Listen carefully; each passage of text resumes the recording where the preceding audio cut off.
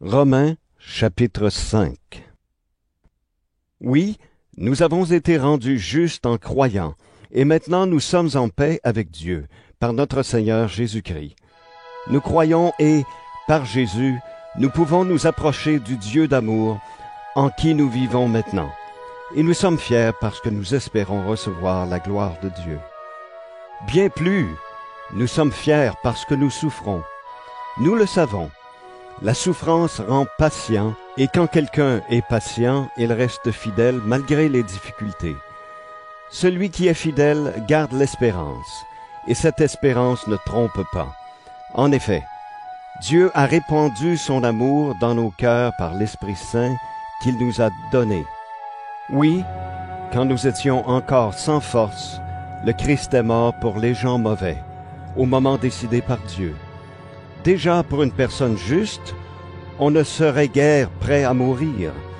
Pour une personne qui fait le bien, on aurait peut-être le courage de mourir. Mais voici comment Dieu a prouvé son amour pour nous. Le Christ est mort pour nous, et pourtant, nous étions encore pécheurs. Maintenant, son sacrifice nous a rendus justes. Alors, c'est sûr, le Christ va nous sauver aussi de la colère de Dieu. Oui, quand nous étions les ennemis de Dieu, il nous a réconciliés avec lui par la mort de son Fils. Puisqu'il nous a réconciliés, alors c'est sûr, Dieu va aussi nous sauver par la vie de son Fils. Ce n'est pas tout.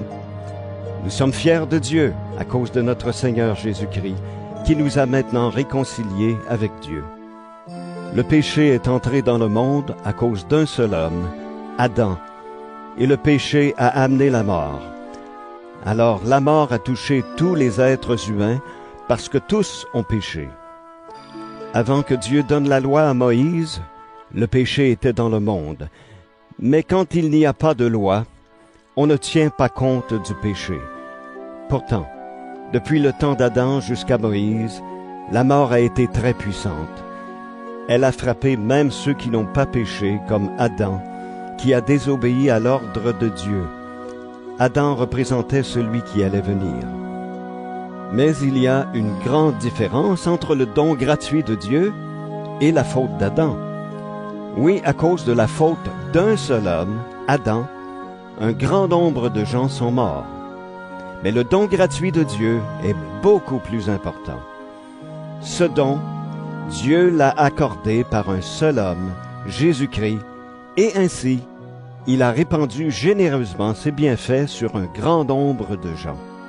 Le don de Dieu produit un autre résultat que le péché d'un seul homme.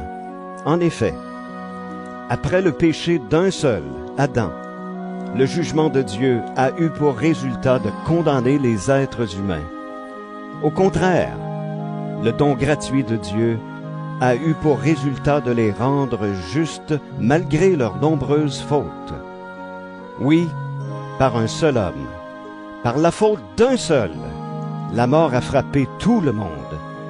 Mais par le seul Jésus-Christ, les êtres humains reçoivent beaucoup plus de Dieu. Il leur donne gratuitement ses bienfaits et il les rend justes. Par le Christ, ils vivront et ils seront rois avec lui. Finalement, la faute d'un seul a eu pour résultat de condamner tous les êtres humains. De même, l'action juste d'un seul a pour résultat de rendre justes tous les êtres humains, et par là, ils ont la vie. Autrefois, un seul homme a refusé d'obéir à Dieu, et un grand nombre de gens sont devenus pécheurs. De même, un seul homme a obéi, et un grand nombre de gens seront rendus justes. La loi est arrivée, et les fautes sont devenues de plus en plus nombreuses. Mais là où les péchés sont devenus de plus en plus nombreux, les bienfaits de Dieu ont été plus nombreux encore. Autrefois, le péché avait tout pouvoir pour donner la mort. De même, maintenant, la bonté de Dieu a tout pouvoir pour rendre justes les êtres humains. Et ainsi, nous pouvons recevoir la vie avec Dieu pour toujours, par Jésus-Christ notre Seigneur.